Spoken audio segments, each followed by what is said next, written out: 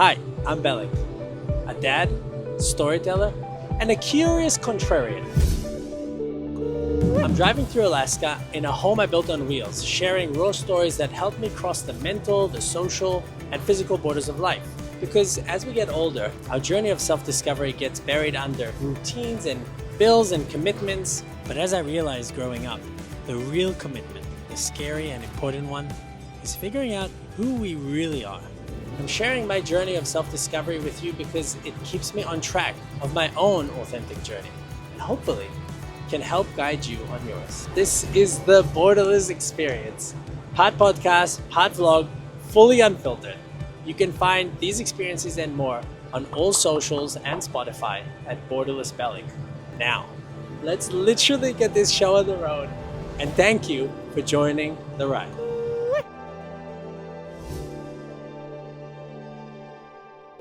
I'm an Israeli citizen, my life partner is Palestinian, and this is our love story. So this one time in Belgium. Today's story is about love. It's everything within this love journey that myself and I'm assuming a lot of you have experienced, are experiencing, or for sure will experience. Searching for love, finding love, pursuing love, losing love. Oh my gosh, it's a tumultuous emotional experience. And I think it's really important to share experiences of love. And for this story, I am going to take us back to 2013, the summer of 2013. There I am in the state of Maine, United States, at a summer camp called Seeds of Peace.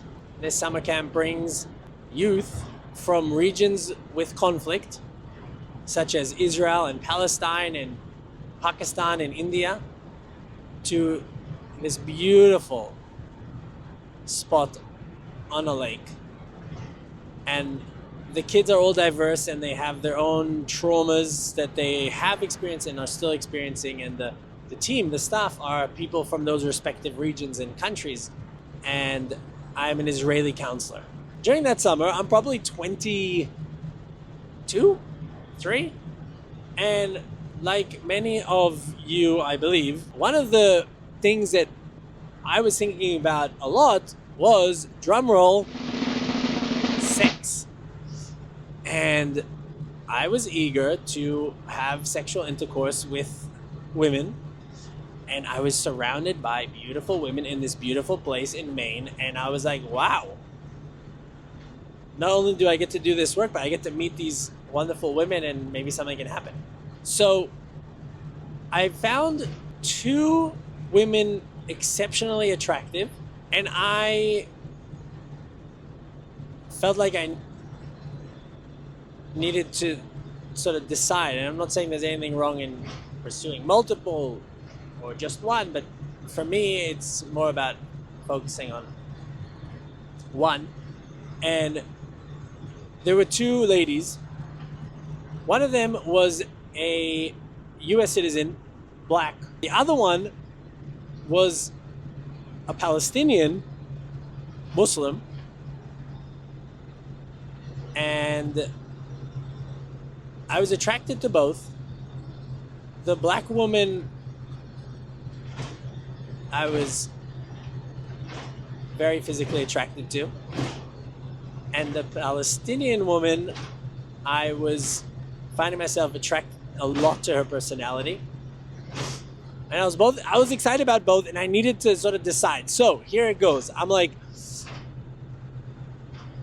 the cringy question perhaps now reflecting on it is, who would I have a higher chance in having sex with? And I know this is stereotypical, and it's very much based on what I was fed by a lot of TV and movies and society and Western and a lot of white society. Train tracks, bumps. I figured I would have a higher chance of having sex with the black woman. I'm pursuing her, and we end up having this really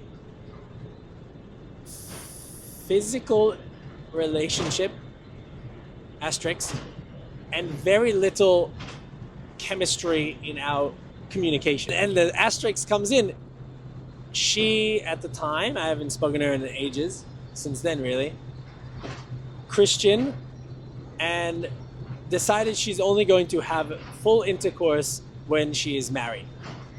Okay. Whoa, look at the view! Can you see the view? Okay, we got some clearing up here. Wow, that's Denali, is beautiful. I don't know if you can see it.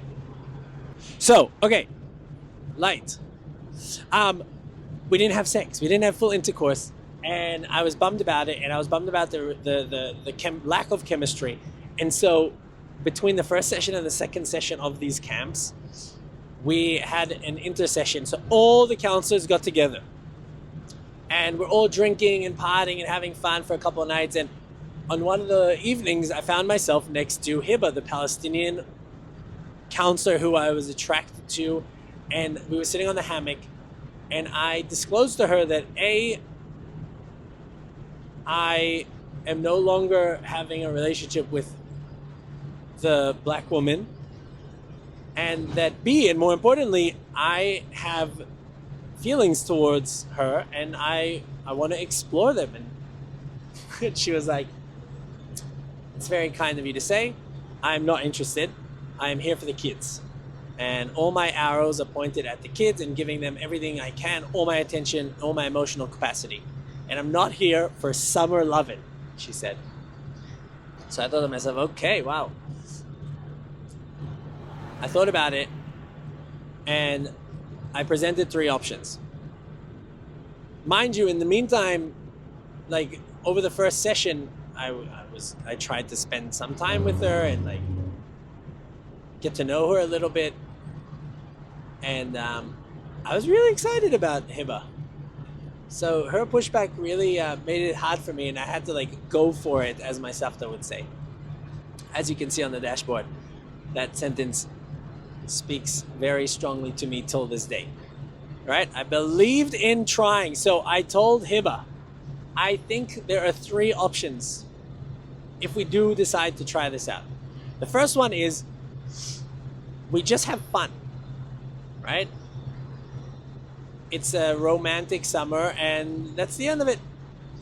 The second option is we have a really bad connection, and it's just awful and uncomfortable, and we end it then and there. And I added that, like, statistically, I think it's very unfeasible due to the fact that the previous woman I just hung out with, I would classify as a non-successful. But actually, it was the worst relationship I've had with a woman, I think, and when it comes to the lack of chemistry. So I didn't think that's going to happen. The third option is we try it out, we fall in love with each other, and then we have to figure it out. And I don't know how, but somehow she agreed to try it out, and we fell in love. So we finished the second session of camp, and then we went on our first trip, our first date to Montreal, Canada. Wow. I wish you could see this view more, but you can see it from the top. I'll switch over to the top for a bit so you can enjoy. Okay. We go to Montreal, and it feels really right. It feels right, and there's a lot up against us. Let's state the obvious. Hiba is Palestinian and she's Muslim. I'm an Israeli citizen and I'm Jewish. Hiba got into a great scholarship program, and she was going to be in Morocco for a year, and I was going back to Israel to start my university degree. So the odds were against us on many fronts, including our families, which were not happy with what we were exploring, but we did it. And every couple of months, we would meet in Europe, or Hiba came to Israel, or I went to Morocco, and we would make sure that we're not only maintaining our relationship, but we're nurturing it with experiences. But when I came back to Israel, I got a text from an ex. Yeah. And this ex was, prior to Hiba, the person I was certain was gonna marry and have children with, and like no doubt the strongest connection I've ever had to a woman. And we were no longer together. It was done, and there was so many missed opportunities, and I tried so hard to make it work, and it didn't work. It just didn't work. So khalas, you move on. Enough. She texted me out of the blue, and it was, I think the word is cordial. Like, she wanted just to check in and stuff, and I am with Hiba, and there was nothing sexual or alluding to any relationship with this other girl. And so I was texting back, and I was also honest about that with Hiba. I shared with her that she texted me, and I was just texting her back, and then on a Skype call, back in the day, Skype, Hiba asks me if I still have emotions towards this Israeli woman. And I said, yes, I am a very honest guy, and I didn't feel like this was going to jeopardize my relationship with Hiba. But Hiba had a clear line, and she was like, if you have emotions for other women, then we need to end this. And she broke it off. And I was heartbroken because so excited about Hiba and everything that we were doing and working through. It was a thrilling, till this day it's thrilling, a thrilling adventure, and a very an unusual match. So I was really pained, and she was really hurting as well. Mind all the bumping right now. And so we were broken up, and I decided, okay, I owe it to myself and to this other girl and to Hiba to see if there really is anything with the other girl. So I told her straight up, I said, this is our last chance, and I'm going to give everything I have. And if it doesn't work out, if it works out, phenomenal. We know that we did it. If it doesn't work out, whether you did everything you could and I couldn't rise to the occasion, or vice versa, then we're done. It's over. Don't message me again. Nothing. We tried. I tried everything I could. Didn't work. And I said, enough.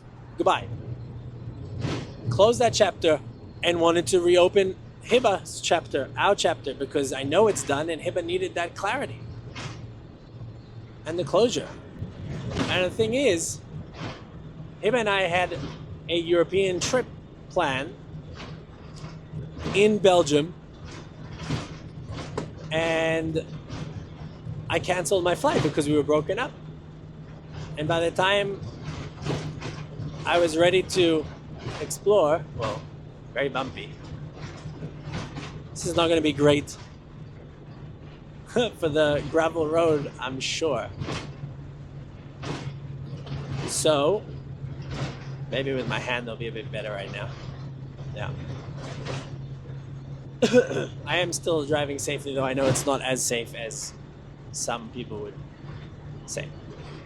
So, I wanted to go and meet Hiba in Europe, and I wanted to surprise her. And I was really conflicted of what to do. And I was hanging out with my friend, Tim, in Tel Aviv. And we were playing Australian football, kicking the ball around, when I told him how I'm feeling, and he said, I guess it's similar to what my Savta says, like, dude, just do it, go for it. Go find her, go tell her that you want to be with her, you want to live with her. And I was like, holy shit, are you serious? And he's like, yes.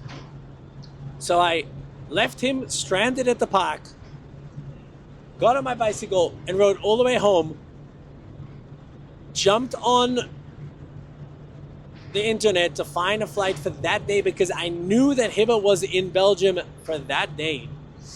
And she was going to leave in 2 days. I find a flight. I consult my dad, he doesn't like being called my friend. I called him my friend. And I was seeking his approval and his to his blessing, and he wasn't willing to say it, but I could feel it. And I bought the flight knowing that I have 2 hours to get to the airport. And when I was to land in Belgium, in Brussels, I would have 24 hours to find her and tell her that I want to live with her. And I say find her because I wanted to surprise. And I needed to do some serious intelligence work on figuring out where she was going to be. My parents happened to be driving to Jerusalem that day, passing by the airport of Tel Aviv. So it was an uncomfortable 45-minute drive because I knew they weren't happy about what I was going to do. But they love me and they wanted to help me. And this is when things get really exciting and thrilling, and oh my gosh, I have no idea what's going to happen. So here we are. I am on the plane to Istanbul from Tel Aviv, and I have a 12-hour layover because at the time I don't have a lot of money and I have the ability to stay at the airport for a long time. Actually, I still do that.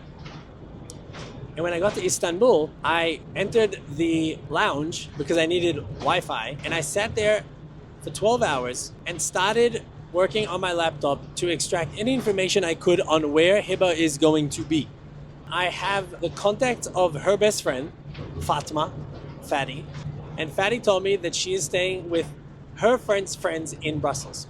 I got the number of this friend's friend, the host of Hiba, and asked what is Hiba's plans for the next day, and she told me that she's going to do this free walking tour in Brussels, and it ends at 2 p.m. So I'm in Istanbul, and I start messaging every single tour operator in Brussels that does the free walking tours, pleading them to hold onto Hiba in the most positive way possible and not let her leave the tour, which I know is going to end at 2 p.m. at the plaza where there's this big horse statue. Look at that view. And so I'm telling them, I'm like, take her out for a meal, do whatever you need, I will pay for it. This is how she looks. Don't tell her anything is planned. And I send all those messages. And as I'm doing this, I'm seeing a group of guys who are speaking Arabic to each other. At the time, I don't speak Arabic. And I am feeling really uncomfortable because I know I have some stickers on my laptop that are in Hebrew. So I'm sensing the tension between the aisles. And I want to break it, but I also want to focus on this intelligence work. And I go out to the buffet and I start speaking to them. They're Lebanese. And they say to me straight up, it is illegal for us to speak to you. And I'm like, wow, okay. Like, I'm a good person, and the things that the country I was born in are doing and doesn't necessarily represent me. But I'm like, how do I even...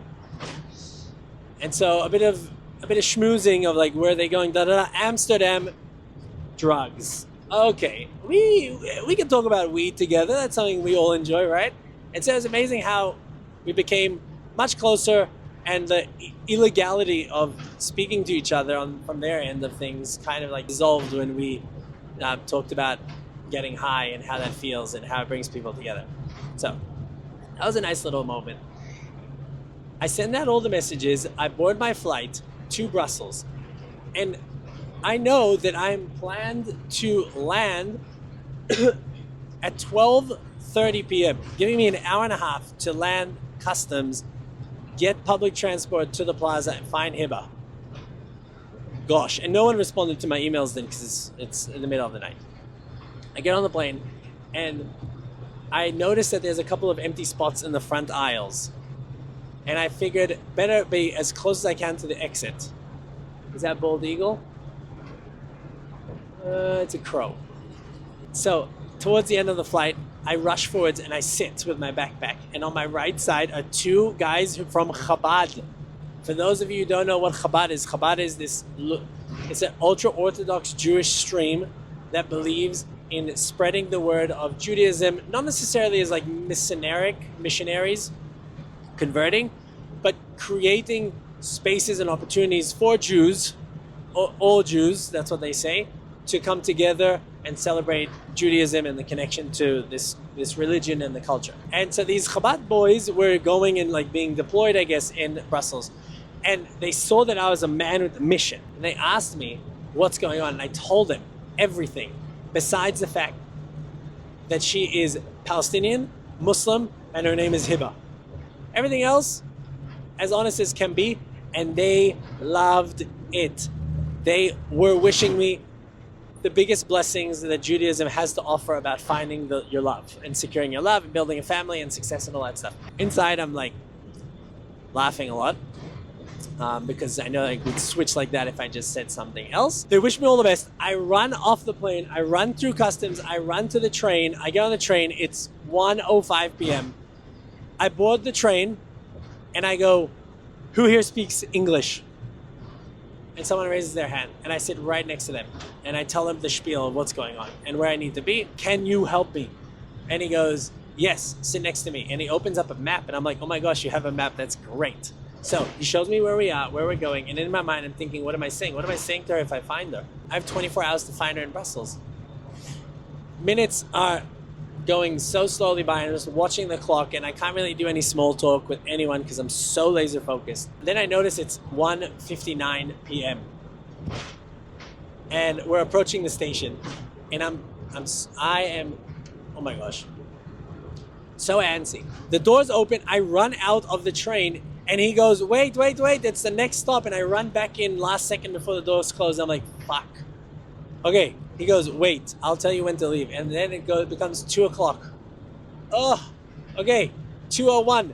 We get to the station and I start running and I look back and he's not running with me. So I'm like, dude, are you coming with me? And he goes, yeah, I'm going to walk. I was like, no, there's no time to walk. Thanks for your help. Bye. And I run. As I exit the train station, I realize that it is raining. It is gray. It is cold. And I did not think of looking at the forecast when I bought the flight. So there I was, shocked by that. And in the distance, I can see the horse. I see the horse. And I see the plaza. And I see the stairs. And I run. Run. You know that run when you're like not even thinking about breathing? Nothing. So laser focused. And I see there's a group of people standing in a circle where the horse is and my heart is racing. I'm like, oh my gosh, this is a movie. It's actually happening. And I hear the music in the background. And I'm running. And I burst into the circle. And clearly there's a tour guide. It's a tour. It's a walking tour. And I'm like, yes, didn't get any emails. And I completely disrupt the tour. And I go, Hiba. I do a whole 360. Hiba's not there. And everything starts melting. And I'm like, did I miss it? Oh my gosh, is this actually happening? And everyone is shocked and frazzled and like, what are you doing here? Who are you? And I tell them, did you see a beautiful woman, black curly hair, short, her name is Hiba. And I'm getting a lot of nods. I keep pressing I'm honking. And one woman says, oh yeah, there was a woman with that description. She and someone else were here together and they left because she said she had a flight to catch and she needed to leave. And I'm thinking to myself, wait, what? The flight is in 23 hours. Like, we bought the flights together. I know when the flight is. If something changes, there's someone else in the picture now. This is like 3 or 4 weeks after we broke up. So I don't know what's going on. And pretty much everyone leaves. And I'm standing there and the rain's hitting my face. And my heart's melting. The tour guide is still there. And I say, please can I have your phone? I need to call the friend of the friend of the friend who's hosting Hiba. And I call them. And they say, she's still staying here tonight. She did message that she was going to a bar. And that's where she's going to go from the walking tour. And I'm like, okay, I'm jotting down the name of the bar. And off I am. Like, I need to find her now. This is me in Belgium without a phone. This is 2014, so not the things we have today. And I start asking people on the street, where is this bar? And everyone there is speaking either Flemish or French, and I don't speak neither. And I don't understand what they're saying. No, I was mixing now different vibes. Anyway, didn't understand what they were saying. And I just felt defeated, completely defeated. I walked maybe 5 minutes in one direction. I was like, I have no idea what to do. I need to recollect myself. Let's go back, home base, horse, come on with a plan. And I start walking back, head down. I'm walking up the steps when suddenly I notice boots that I'm very familiar with, literally crossing one level of steps above me. I look up and Hiba is just walking by me. And it's just like we're the exact spot. I just couldn't believe it. We're the exact same spot. And I pick up my head, I look at her, I realize it's Hiba. I hold her, I say, Hiba, I'm here. And she's completely frazzled. We're both holding in the moment. And I tell her, I had to come here to tell you that I want to be with you. I want to live with you.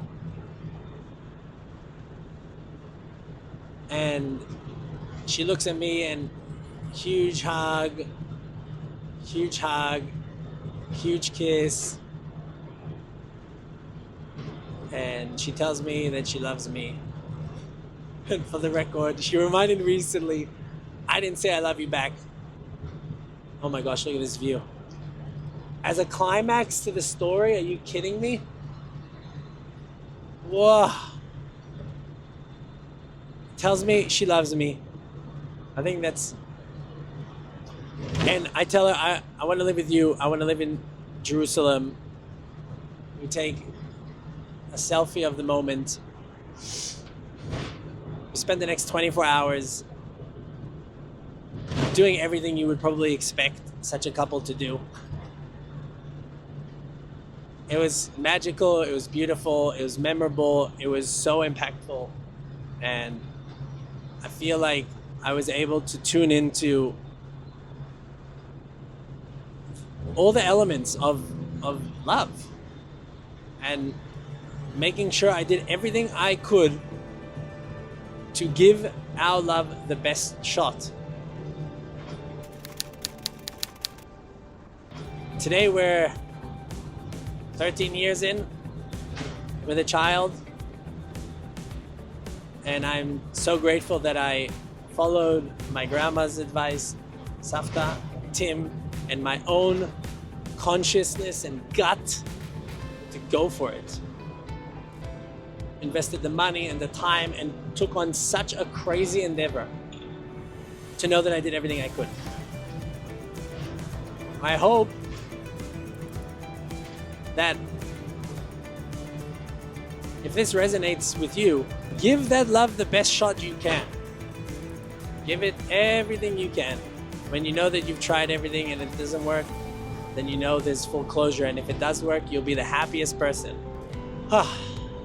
Well, that was quite the borderless experience. Thank you for listening. Thank you for joining the ride. If you haven't subscribed, then please do on YouTube and hit that bellic, borderless bellic, and on other social medias and Spotify as well. I would appreciate that support to help continue to share these borderless experiences with you. This has been a wonderful opportunity for me to share and for you to listen. I hope you have a wonderful evening and day and morning wherever you are in the world. Stay safe and show love when you can. Much love. Bye.